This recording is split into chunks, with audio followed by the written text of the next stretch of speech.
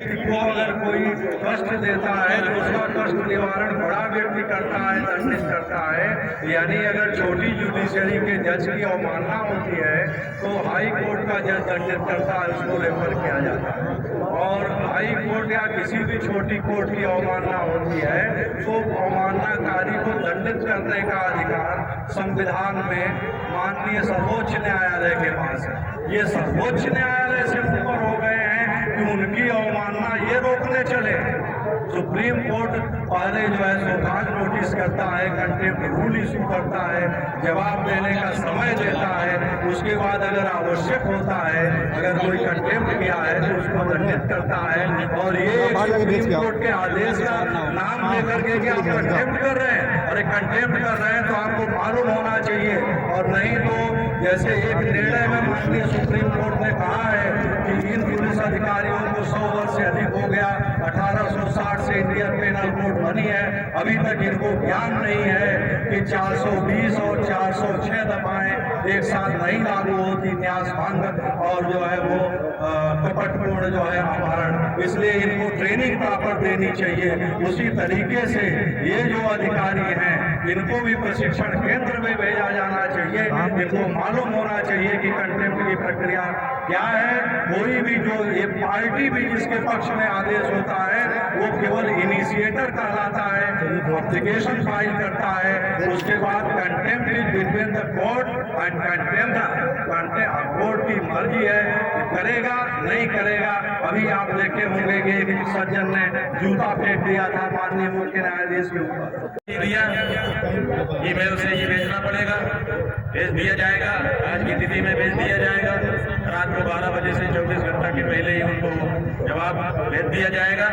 और साथ ही जैसा कि अभी आपने पूछा भी और पीएन मिश्र जी ने आपको बताया भी, एक नोटिस हम लोग भी उनको भेज रहे हैं कि सुप्रीम कोर्ट का नाम इस तरह से गलत ढंग से गलत प्रस्तुतियां करके पूरा मामला ना दिखा करके, थोड़ा दिखा करके बाकी छिपा करके आप सुप्रीम कोर्ट के नाम को क्यों बदनाम कर रहे हैं, इसका भी जवाब उनको 24 घंटे में हम मांगेंगे। 24 घंटे में उनका भी जवाब हमें मिलना चाहिए ताकि हम इस मुकदमे में उनको भी पक्षकार बना करके उनका भी पक्ष जारी कर दें। क्योंकि ज्योतिष पीठ के मुकदमे में माघ मेला प्राधिकरण के जो अधिकारी हैं उनका कुछ ज्यादा ही ध्यान दिखाई देता है, इसलिए उनको भी पक्षकार बन जाना पड़ेगा। जा करके जवाब में सुप्रीम कोर्ट को, सुप्रीम कोर्ट है।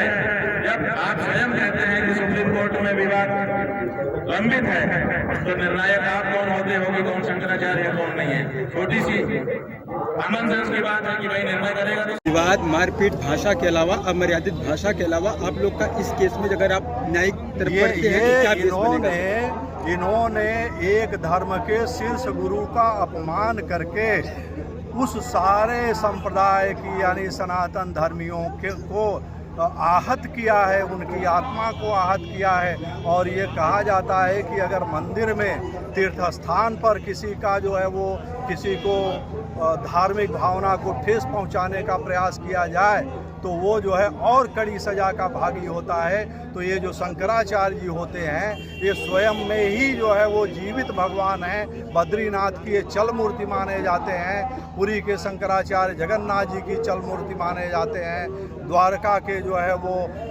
भगवान कृष्ण की चल मूर्ति माने जाते हैं, द्वारकाधीश की। श्रृंगेरी के शंकराचार्य जी जो है वो रामेश्वरम भगवान के चल मूर्ति माने जाते हैं।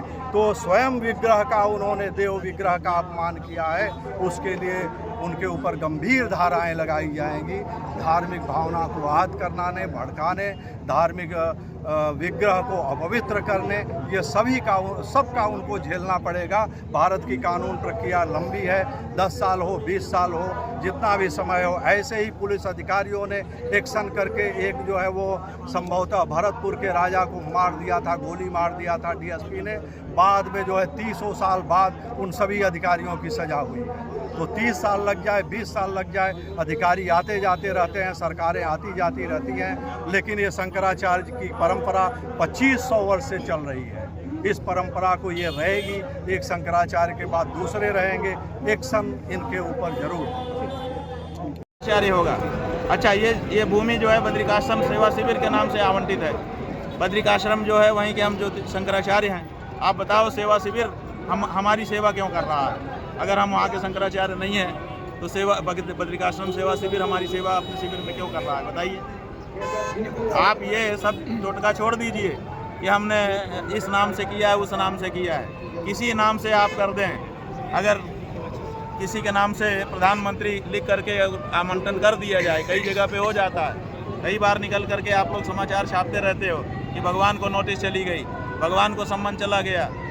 कई जगह पे आ जाता है कि यहाँ प्रधानमंत्री के नाम प्लाट हो गया, तो हो जाता है, लेकिन उतने मात्र से वो व्यक्ति प्रधानमंत्री थोड़े हो जाता है।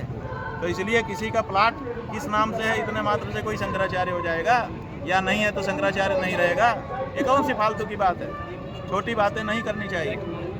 प्रशासन में हम लोग ये समझते हैं, जनता आम समझती है कि इसमें पढ़े लिखे लोग बैठे हुए हैं अधिकारी, लेकिन अगर इस तरह की बात करेंगे तो जनता जान जाएगी कि ये लोग तो मूर्ख हैं, ये पढ़े लिखे नहीं हैं, इनके अंदर कुछ अकल नहीं है। इसलिए अपनी इज्जत बचाओ, इस तरह की फालतू की बातें मत करो जनता के साथ।